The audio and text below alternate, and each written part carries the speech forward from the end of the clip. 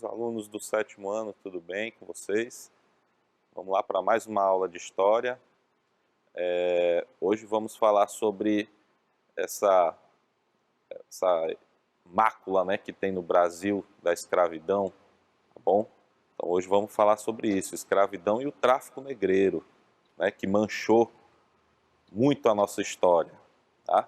Essa é a habilidade de hoje, vamos lá, ó, reconhecer e compreender a diversidade étnica, cultural e religiosa, bem como a formação e organização política dos povos do continente africano, do presente e do passado, enfatizando as tradições orais na sua historicidade. Tá certo? Essa é a habilidade da aula. Então vamos lá, primeiro vamos falar um pouco sobre esses povos que viviam na África, né? Antes de falar exatamente sobre a escravidão, sobre o tráfico. Então como é que eles viviam na África, né? Então, primeiramente, a África era desconhecida dos europeus, né? Era um continente que, diferente da Ásia, né, onde se tinha aquela imagem de que a Ásia era muito rica, era uma região exótica, né, e que também tinha várias fábulas, né, histórias fabulosas, né, herança que veio lá desde da antiguidade com Alexandre o Grande, né, que foi até aquela região, né, e depois do Marco Polo, que também foi para lá, né, esses grandes conquistadores, né?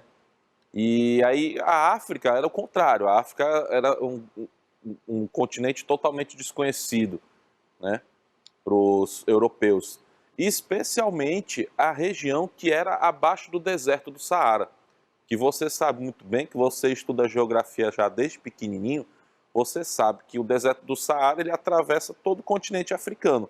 Então existe uma região acima do deserto, que é uma região que depois foi até conquistada pelos muçulmanos, era uma região que era até mais conhecida, né? Tem o Egito, por exemplo, né, que já era conhecido, né? E mais abaixo do deserto do Saara, que eram as regiões mais de florestas, né, equatorial, aí tinha também outras regiões, né, de savanas, e enfim, essa região abaixo do deserto do Saara não era conhecida. Os reinos que existiam lá, os grandes impérios, né, as grandes cidades eram totalmente desconhecidas dos europeus. Quando começou aquelas viagens dos portugueses para chegar à Índia, o que eles tinham contato era só com o litoral, que você lembra que eu falei para vocês, que eles iam circundando, né, circunnavegando aquela região do litoral africano, fazia aquela volta todinha, né, para ir para a Índia. Então eles conheciam o litoral, mas não conheciam dentro do continente, eles não se arriscavam a entrar no continente, tá bom? E lá naquele imenso continente existia um sistema de trocas, comércios, grandes cidades, né, que interligavam esses povos e essas regiões, tá certo? Então vamos lá, ó. Os principais mercados africanos, então eu trouxe aqui para vocês, durante o século XII até o século XVI, né, existiam grandes cidades com grandes mercados, grandes feiras, né, onde se negociava todo tipo de mercadoria. Então olha aí, ó, e esses mercados, grandes mercados, ficavam geralmente em capitais de reinos, né, e eram pontos de cruzamento, né, entre os desertos, as savanas, eram pontos de encontro, né, onde vinham os mercadores de várias regiões. Então, olha lá, a cidade de Bobo Dioulasso, onde se negociava muito ouro e os tecidos de algodão, era muito importante essa cidade. As cidades de Bida e Cano, onde se negociava produtos, né, de couro, cerâmica, tecidos. Existia um grande comércio de sal, de cavalos, de escravizados já, né? As especiarias e os objetos de metal. Uma coisa muito interessante que eu tenho certeza que você não sabia: o sal era um produto extremamente valioso, né? Durante todo esse período e durante toda, né, vamos dizer assim, a história da humanidade, o sal tem um valor muito grande, porque o sal era o que conservava os alimentos, né? num mundo onde não existia energia elétrica, porque a energia elétrica só vai existir lá no século XIX, né? Então não existia nenhuma forma de refrigerar os alimentos, se usava o sal para conservar os alimentos. Então era um produto extremamente valioso. Depois vieram as especiarias também, que serviam para dar, né, conservar os alimentos e transformar o gosto dos alimentos, para ele não ficar com aquele gosto esquisito de estragado, né? Então, olha lá, outras cidades importantíssimas, Tombuctu e Dijene. Essas cidades ainda hoje são grandes pontos comerciais, né? Era a rota de mercadores que cruzavam o deserto, tá bom? Olha ali uma fotozinha dela recente, né? Já nos tempos modernos, né? Elas eram um elo entre os diferentes povos da floresta e do litoral, ok? Essa imagem é da cidade de Tombuctu. Olha aí uma questão para vocês, ó, preste atenção, olha lá. Existia escravidão na África antes dos europeus chegarem? Ou esse sistema escravista começou a partir do momento que os europeus pisaram na África, né? Então vamos lá, a resposta é sim, existia escravidão sim, tá bom? Era uma escravidão como a escravidão da antiguidade existia, né? Então se você for lembrar lá na tua memória, povos como os romanos, como os gregos, como os egípcios, também praticavam a escravidão, e aí muito antes dos europeus, né, se consolidarem como protagonistas da história, tá bom? Então, existia escravidão sim. Então, existiam os escravos que eram capturados através das guerras, né, que era o cativo de guerra, mas na África também existiam os cativos domésticos, né? Esses que eram cativos domésticos, eles acabavam sendo incorporados à família, né? E muitas vezes ele acabava, olha aí que interessante essa informação, acabava até por substituir o senhor dele, quando ele ficava ausente. Então eles tinham uma consideração muito grande, embora fossem cativos, né, fossem escravizados, certo? Havia muitas formas, né, de conseguir a liberdade, tá? Especialmente nessa questão onde eles tinham essa proximidade, eram cativos domésticos, tinha essa proximidade, né, com os seus senhores, então não era muito difícil eles conseguirem a liberdade deles, tá? Os cativos de guerra, que eram facilmente negociados, e aí a gente vai entender isso aí melhor quando aí de fato os europeus chegam à África e aí promovem, né, esse tráfico tão intenso, né, de escravizados. E aí o cativo de guerra era muito facilmente negociado, tá bom? Então, olha lá, a escravidão e o comércio de escravizados tiveram um grande impulso com a difusão dos muçulmanos no continente, tá bom? Então, à medida que os muçulmanos foram conquistando, principalmente o norte da África, né, acabou sendo impulsionado esse comércio de escravos, tá, no continente. Então, vamos lá, ó. O início do tráfico de escravizados. Com as feiras, né, o mercado negreiro se espalhou pela região ao sul do deserto do Saara, tá bom? Então a escravidão africana já era praticada pelos portugueses, olha lá, desde meados do século XV. Então, olha lá, por volta aí de 1441, já ocorreu a primeira compra de escravizados por uma expedição portuguesa, ainda em 1441. Era aquele período que eles estavam começando, né, aquelas navegações ali pelo litoral africano. Então ali já aconteceu a primeira negociação desses escravizados, né? Olha lá, em 1455 já eram transportados para a Europa em torno de 700 a 800 escravizados por ano, né? Ainda um número relativamente muito pequeno pelo que foi a escravidão, né? Porque quando você está no auge da escravidão, alguns séculos depois, né? E a necessidade da mão de obra de escravizados era imensa, especialmente na América, então se negociavam milhões de escravizados, tá? Então, olha lá, ó, os africanos escravizados foram empregados na Ilha da Madeira, em meados do século XVI, que era uma colônia já de Portugal. E aí, em seguida, eles foram utilizados em em todas as colônias portuguesas, né, o trabalho de escravizados africanos, tá certo? Passava a ser um sistema mesmo organizado, né? Então, olha lá, as táticas que os portugueses e seus parceiros e de seus parceiros na África, né, para fazer a obtenção, né, desses escravizados, os portugueses eles utilizavam, né, algumas estratégias.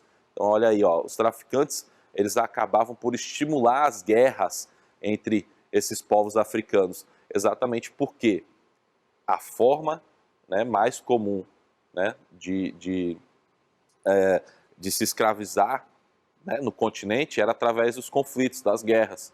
Então, aqueles que venciam as guerras escravizavam os que perdiam, né? Então, os traficantes, sabendo disso, eles estimulavam esses conflitos, né, entre esses povos, para que pudesse gerar uma grande quantidade de seres humanos escravizados que eles pudessem comprar, né, os traficantes. Então, olha lá, promoviam raptos também, outra estratégia, né, caçadas humanas, tá bom? Então, tudo isso aí os portugueses estimulavam esses traficantes portugueses, né? Ofereciam aos chefes africanos ligados, né, ao tráfico mercadorias que eram europeias ou produtos americanos, tá bom? Foi muito comum durante bastante tempo, né, essa troca, né, entre esses chefes que tinham essa ligação com os traficantes, né, eles recebiam mercadorias do Brasil, por exemplo, eles trocavam muitos escravizados por fumo, por cachaça, né? Eles trocavam muito isso aí, que eram produtos que sobravam lá da economia nossa colonial, né? Então eles trocavam por escravizados durante muito tempo. Isso aí era extremamente comum, tá? Essa troca. Vamos lá, ó. Para os africanos, como os africanos escravizavam apenas os seus prisioneiros, né? Esses traficantes eles fizeram acordos com seus chefes, que é o que eu estava comentando, né? Então era muito comum eles fazerem esses acordos, né? Os traficantes com os chefes, né?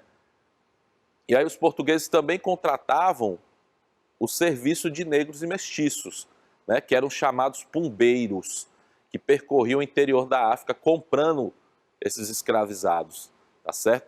Então não era os portugueses em si, eles não organizavam expedições para adentrar o continente e fazer esse serviço, né, de capturar ou de raptar ou de fazer a compra, né? Então eles tinham como se fossem intermediários que iam para adentrando o continente, negociavam com esses chefes e iam trazendo os escravizados para eles. Então a maior parte durante a história eles ficavam no litoral, né, e aguardavam esses intermediários trazerem esses seres humanos para serem escravizados, vendidos para a América, tá bom? Olha lá, os parceiros dos portugueses, grandes parceiros aí dos portugueses, os povos Jalofo, Fula, Songhai e Moci trocavam frequentemente escravizados por cavalos, armas de fogo e artigos de luxo, tá bom? O reino Iorubá de Ioiô é uma das grandes etnias que vieram para o Brasil, né? A cultura Iorubá, né, tem uma grande presença, né, na nossa cultura, né, porque vieram muitos escravizados dessa região. Olha lá, os povos Akan da Costa do Ouro também e o Reino do Congo negociavam com os portugueses, né? Tinha uma grande parcela, né, de contribuição aí para esse tráfico, esses reinos, tá? E aí, ó, o uso de armas permitiu que minorias dominassem grandes populações, tá bom? Então aqui, se você for fazer uma analogia, né, do que o que era a exploração, né, dessas pessoas nesse período e fizer uma analogia com o que é hoje a África, tá? Então você tem ainda uma grande mazela na África que é fruto dessa exploração, tá bom? Então, o comércio, por exemplo, de diamantes na África, que é um comércio que acaba, de minerais em geral, não só diamantes, né? Eles acabam deixando uma grande mazela no continente africano, né?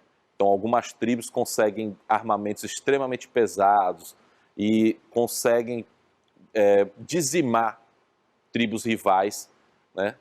Que às vezes ficam em regiões que são ricas, né? Nesses minérios, tá bom? Isso aí é incentivado por um comércio mundial que tem como sede Estados Unidos ou Europa, tá? Então essa grande mazela que já desses século XII, XIII, vai pelo século XV, XVI, né? Essa grande exploração da África, ela vai continuar durante séculos e mais séculos, tá certo? Olha lá, alguns povos se recusavam a participar do tráfico, isso também acontecia. Então não eram todas essas nações, essas tribos que participavam do tráfico, algumas se recusavam, né, não queriam ajudar os portugueses de jeito nenhum, tá bom? Olha lá, a partir do século XVII, os próprios colonos da América também começaram a participar do tráfico. Outra coisa também interessante,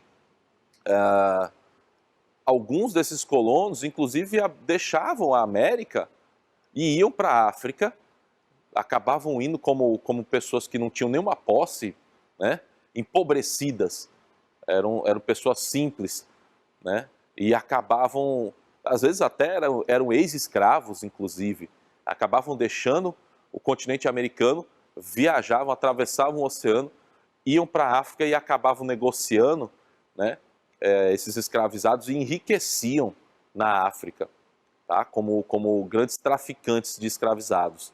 Isso aí não era uma coisa rara, não, era comum isso aí acontecer, tá bom? Olha lá, a América ela vai se transformar no principal mercado consumidor de escravizados africanos, tá? O principal mercado consumidor.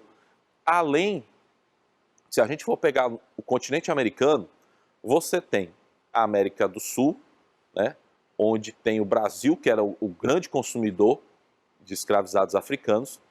Você tem a América Espanhola, que não era um grande consumidor desses escravos, né, desses escravizados africanos. Não era um grande consumidor, porque a gente já comentou para você lembra disso aí, que os espanhóis utilizavam o serviço dos indígenas, né? E existia, lógico, né, também os escravizados africanos, mas era em um número muito menor, mas muito menor, tá bom? Então, o Brasil era o grande consumidor de escravizados. Na América do Norte, também, os Estados Unidos, que nem eram Estados Unidos ainda, eram só as 13 colônias inglesas, né? Algumas dessas colônias utilizavam também largamente esse serviço de escravizados, tá certo? Então, esses eram os dois grandes consumidores desses escravizados africanos, ok? Vamos lá, qual é o grande impacto, né, que o tráfico de escravizados ele deixa na África, né? Olha aí, ó, aos poucos os hábitos e costumes dos africanos acabam sendo modificados, né? Com a presença dos europeus constante, né? Durante séculos no continente, esses costumes eles vão sendo alterados, né? Os hábitos dos africanos vão sendo alterados, né? Então, quando eles traziam mercadorias, né, ia mudando o próprio, por exemplo, o modo de se vestir deles, né? A língua, né? Mais quando a gente vai trabalhando a história da África, mais lá para o século XIX, você vai ver que vai acontecer novamente um processo de colonização muito forte, que é chamado de imperialismo, e esse que vai também deixar uma grande mazela no continente africano, né? Que era uma grande exploração das riquezas, né? As riquezas materiais do continente, né? Dos povos, tá? Então ali também vai deixar uma grande mazela no continente africano, ok? Olha lá, ó, alimentos, né, que foram mudando, as armas, as vestimentas e línguas foram introduzidas pelos traficantes, né? Idiomas diferentes foram sendo introduzidos, né, no continente africano por esses traficantes, né? Pela presença dos traficantes no continente. Ó, alguns dos antigos impérios foram desmoronando, né? Ó, e o impacto, né, dessa presença do tráfico, né, na África. Grandes impérios desmoronaram, como o Império do Congo, aquele reino Yorubá, né, de Oiô, esses desapareceram. O comércio negreiro ele vai favorecer o fortalecimento e a ascensão de outros reinos, né? Então, alguns que eram tradicionais desapareceram e outros foram surgindo, como lá os reinos de Ashanti, Daomé, né? A Costa do Ouro, né? Que eu já comentei aqui também sobre a Costa do Ouro, né? Que era um dos principais pontos de comércio, né? Que os portugueses já lá, desde do início das expedições marítimas, eles eram das grandes feitorias nessa Costa do Ouro, tá? Nessa imagem aí é o reino de Daomé, tá certo? Onde tinham grandes guerreiras, inclusive, né? Nesse reino de Daomé, as mulheres eram grandes guerreiras, como se fossem amazonas negras, né? Então, muito interessante a história desse reino de Daomé.